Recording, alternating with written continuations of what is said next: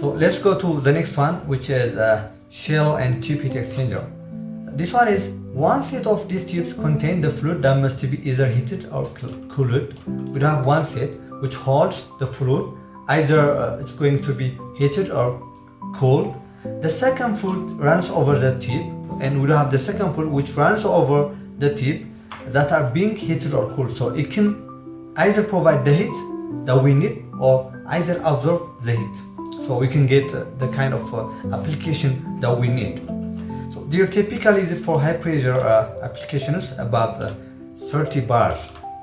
This is like a simple image that shows what they really look like, the shell and tube heat exchangers.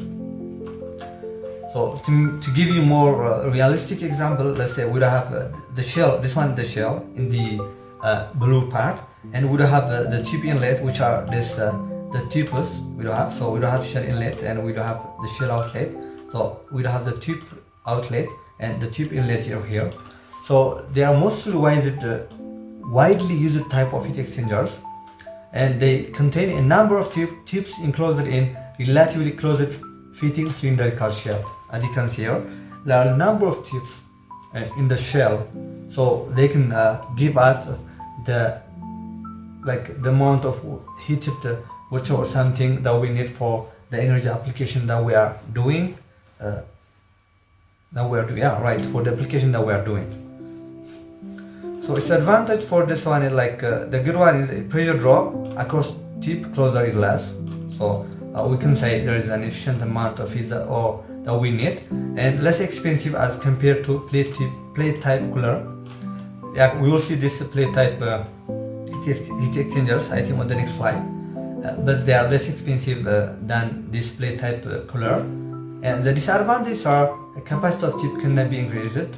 Like once you set this shell, it's difficult to increase the capacity, and it requires more space compared to plate cooler.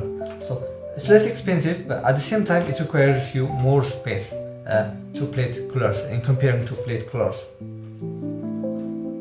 So we can mention the types of shell and tube heat exchanger. The first one is straight tube heat exchanger, which is one pass tube side. The second one is tri tube heat exchanger, which is two pass tube side, and the third one is U-type heat exchanger. So they have the main difference. As you can see here, we have the tube side fluid in, but this one is outlet. But here, as you can see, it's similar. There is tube side fluid in, but there's also a tube side fluid out.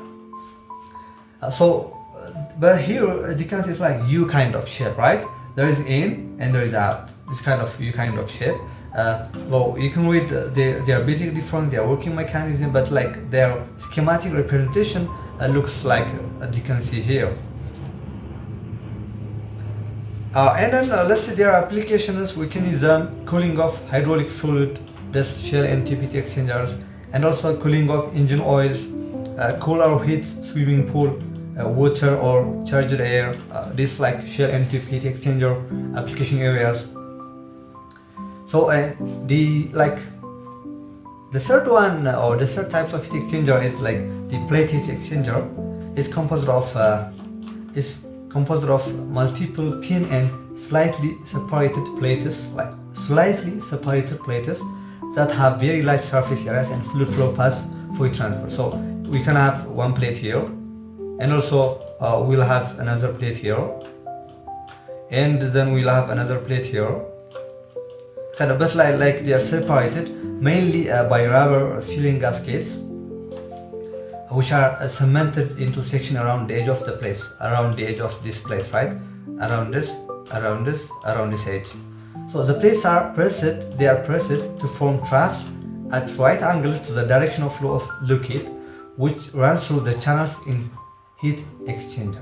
Most of the time the gap is between 1.3 and 1.5 millimeter between the plate.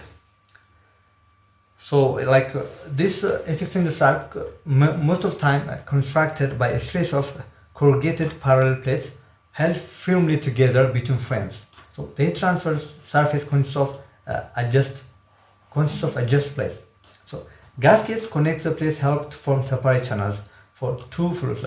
So the two fluids are separated mainly due to what? Due to the gaskets.